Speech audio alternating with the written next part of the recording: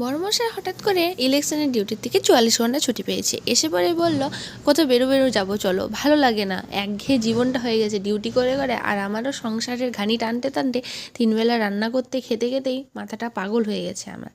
বললাম, হ্যাঁ যাবো চলো। তো বলি, কোথায় যাব? বললো, আমার একটা বন্ধু এসেছে, ওদের বাড়ি যাব, তারপর ওদের বাড়ির থেকে ওদেরকে নিয়ে পরে চলো রেস্টুরেন্টে খাওয়া দাওয়া করে বাড়ি আসবো। বলে তাই চলো। গেলাম ওদের বাড়িতে, গিয়ে গল্প করলাম। আমার মেয়ের তো খুব ভালো লেগেছে, কারণ ওদের বাড়িতে অনেকগুলো বাচ্চা আছে। খেলছিল আমার মেয়ে।